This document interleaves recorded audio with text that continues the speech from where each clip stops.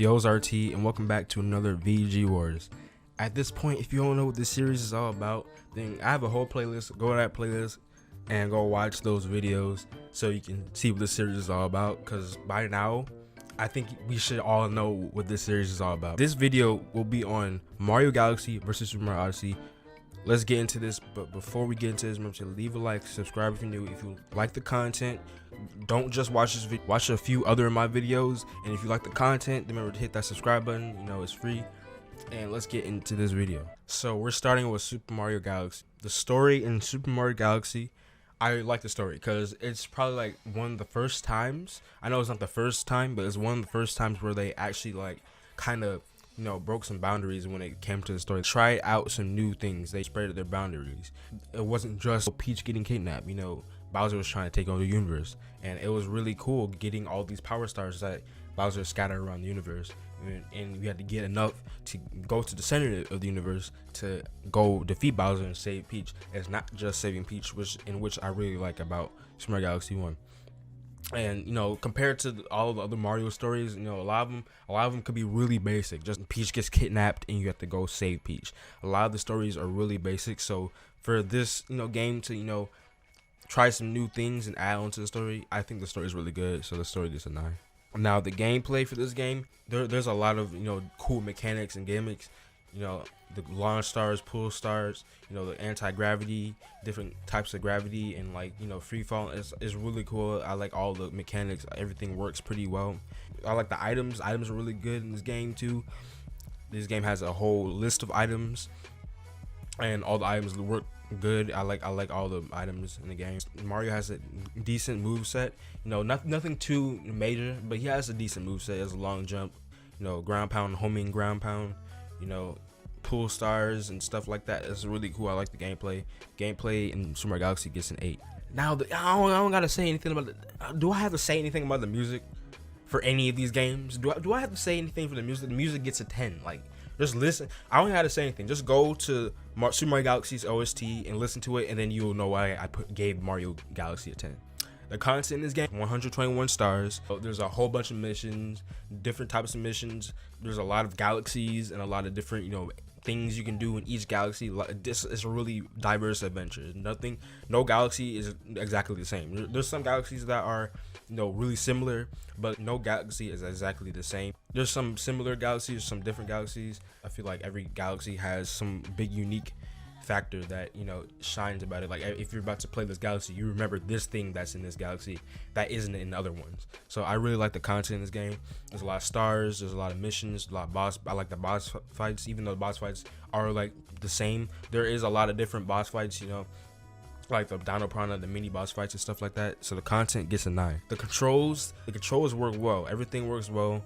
You know, I like the nunchuck and, you know, the remote, and then like you could point to the screen to get star bits and stuff and use the pointer. That kind of could get annoying a little bit, but you know, everything works decently for the Wii. You know, everything works decently. So the controls get an 8. Into Super Mario Odyssey. So the story, Super Mario Odyssey. So the story in Super Mario Odyssey, once again, is a story that, you know, kind of stretches their boundaries. They try some new things, but you know, for the most part, it's really just saving Peach. You know, Bowser kidnaps Peach because Bowser wants to marry Peach.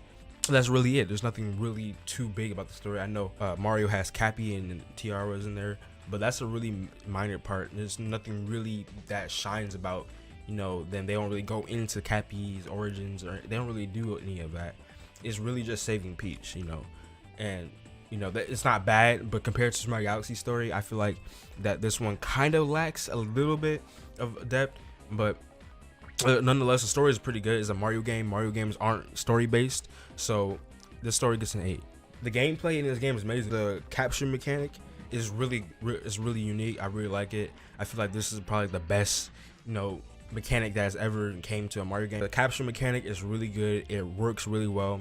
I like how you can be different enemies and stuff. You can use those enemies to get to parts of levels that you probably wouldn't be able to get to, you know, as regular Mario. It's really unique. And it's just the gameplay in general. Mario moves well. The gameplay in Mario Odyssey is really good. So the gameplay in Mario Odyssey gets a 9. Once again, with the music, I don't even gotta say anything about music. Just go on YouTube or whatever, Search up Mario Odyssey OST, listen to it, and then you'll know why I give it a 10. So the content also in this game, just like Mario Galaxy, the content in this game is really good. About 800 missions, and then like you have to buy the rest of the Power Moons. So like there's like 800 some Power Moons around the worlds, and then like you have to buy the rest of them. So I'm not really a big fan of buying them, but there's already 800 Power Moons, so you can't really get mad at that. But you got to take into account that some of these Power Moons are just, you know, lying around in, you know, in the middle of the level, and some of them are just, you know, buying them.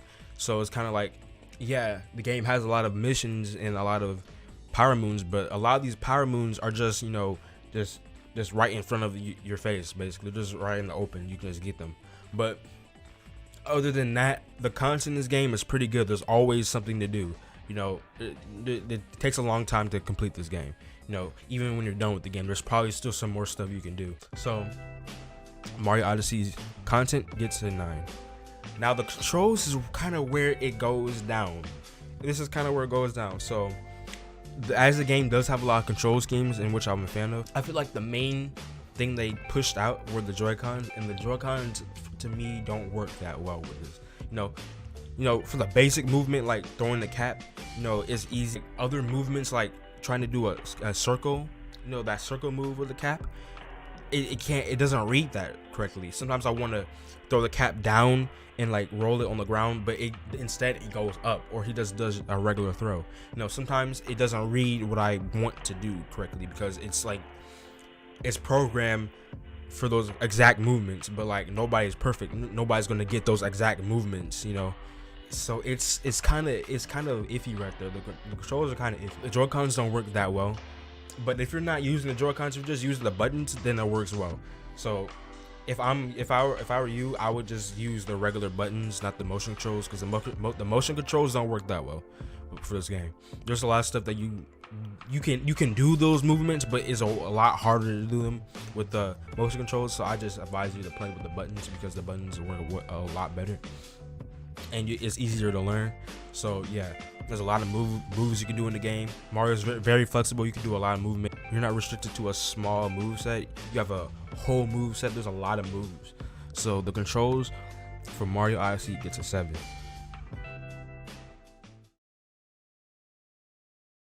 Alright, it's time to get to the final results. So Super Mario Galaxy gets a 44, and Super Mario Odyssey gets a 43. So yes, Super Mario Galaxy won this. I just feel like the controls are better in this game than Mario Odyssey. Like, it was just you know, the motion controls don't work that well in Mario Odyssey. You know, you have to throw away you don't really have to throw away a whole control scheme, but like it's just harder to use, and it's not convenient. And like I just feel like these games are really close with content, music, and just gameplay. Those are like really hard to compare, like, because they're really just leveled, you know, they're really the same, you know, quality. But like just the controls for Mario Odyssey, just I remember me playing it my first playthrough, and me trying to do certain movements to get certain stars and stuff, but I couldn't do it because, you know, the motion controls wouldn't, you know, register, you know, the movements I'm putting in correctly. So it gets annoying sometimes. So yeah, Mario Galaxy wins. The game itself, minus controls, are the same, but like the controls is just like, I feel like Mario Galaxy is a lot more polished. So yeah, what do you guys think about this video? If you guys enjoyed this video, remember to leave a like, subscribe if you're new. Tell me if you disagree, agree. Tell me in the comment section below. And I hope you guys enjoyed this video. Remember to leave a like, subscribe if you're new, and I will see y'all in the next one.